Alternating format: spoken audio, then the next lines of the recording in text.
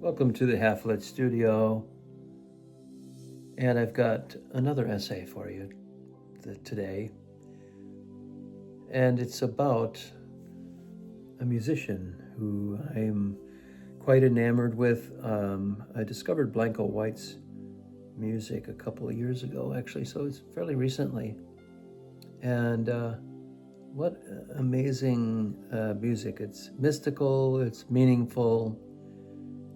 It certainly, music hits you one way or the other, right? So you can be attracted to it or repelled to it, or maybe just mystified or confused with it. But this is definitely an attraction, and there are certain musicians whose work doesn't simply enter into the ears, but it also mystifies. It goes somewhere deep into the bloodstream, into the quiet chambers of the mind where memory and longing live side by side.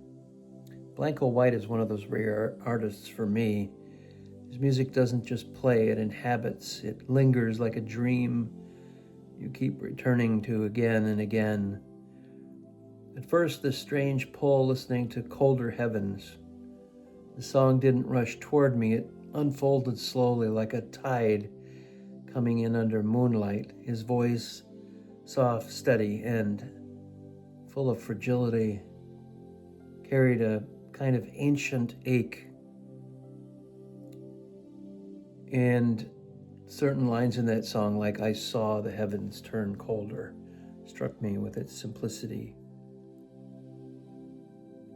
Like a confession whispered into the dark.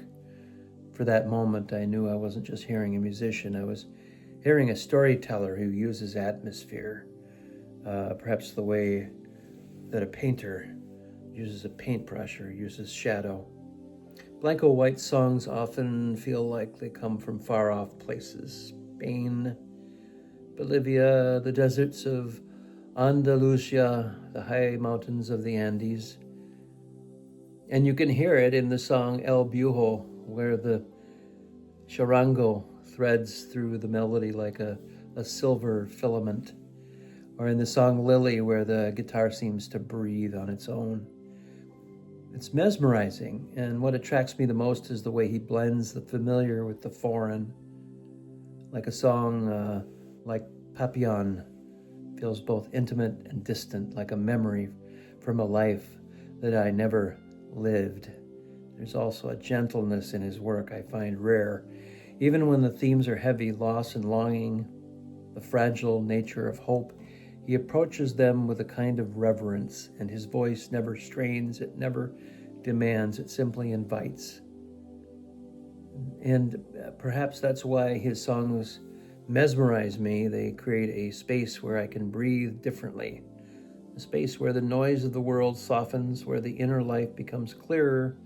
Blanco White writes music for the quiet hours, late evenings, and early mornings, the moments when you're not sure what you're feeling until the song actually tells you. The song On the Other Side, he sings, "I'll meet you on the other side." And the line feels less like a promise, more like a gentle reminder that we're always crossing thresholds of fear and courage, and between sorrow and acceptance, between who we were and who we are becoming. So maybe that's why I like him so much in a world that often feels loud and hurried and rude and restless. Blanco White offers something else, a slow turning, quiet illumination, a hand on the shoulder. His songs mesmerize me because they feel like they're made of truth, not the kind shouted from rooftops, not the angry kind, the aggressive kind, but the kind whispered in the stillness when nobody else is around. They remind me that beauty can be subtle and beauty is everywhere. So, Blanco White, check him out on Spotify. Blanco White, an amazing musician, and I even admit to writing poetry while listening to his music. I know in our Writers Club, the Wordsmiths, we've talked a lot about using music to motivate writing. Some people use jazz or jazz piano. Some people use classical music and sometimes hard rock as a companion to call forth the muse when you're writing.